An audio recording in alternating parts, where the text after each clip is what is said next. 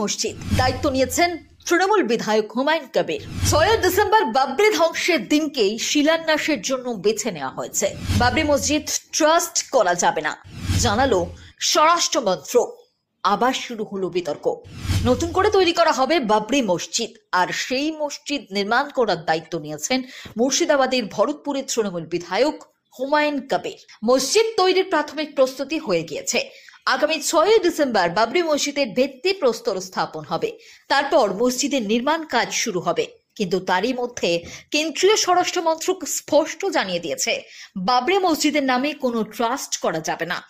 নাছোড়বান্দা হুমায়ুন কবির কয়েক দফা দৌড়ঝাঁপ করেছেন। স্বরাষ্ট্র মন্ত্রকের কঠোর অবস্থানে শেষ পর্যন্ত হুমায়ুন সিদ্ধান্ত বদল করেছেন। তিনি জানিয়েছেন, বাবরি মসজিদ আমরা নির্মাণ করবই, তবে ট্রাস্টের নাম বাবরি মসজিদ রাখা যাচ্ছে না। ট্রাস্টের নাম বদল করা হবে, তবে মসজিদের নাম বাবরি মসজিদই থাকবে। ঠিক কি নিয়ে বিতর্ক শুনুন। উত্তরপ্রদেশের অযোধ্যায় নয়, মুর্শিদাবাদের বেলডাঙ্গায় হুমায়ুন কবির নতুন একটি বাবরি মসজিদ তৈরি করবেন। তিনি গত বছরের 9 ডিসেম্বর ওই বাবরি মসজিদ নির্মাণ করার কথা ঘোষণা করেছিলেন। বাবরি মসজিদের জন্য একটি ট্রাস্ট গঠন করবেন বলেও তিনি জানিয়েছিলেন, কিন্তু নাম নিয়ে গোলমাল বাঁধল। তার জন্য তাকে পিছিয়েও আসতে হলো। ট্রাস্টের নাম বাবরি মসজিদ ট্রাস্ট রাখতে চেয়ে হুমায়ুন আবেদন করেছিলেন, কিন্তু কেন্দ্রীয় স্বরাষ্ট্র মন্ত্রকের পক্ষ থেকে স্পষ্ট জানিয়ে দেওয়া হচ্ছে, বাবরি মসজিদ নামে কোনো ট্রাস্ট গঠন করা যাবে না। তাই শেষ পর্যন্ত হুমায়ুন ট্রাস্টের নাম বদল করতে রাজি হলেন।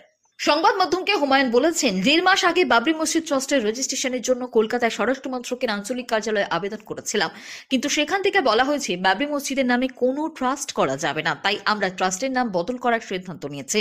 বাবরি মসজিদ হবে, সে নাম বদল করব না, শুধুমাত্র ট্রাস্টের নাম বদল করব।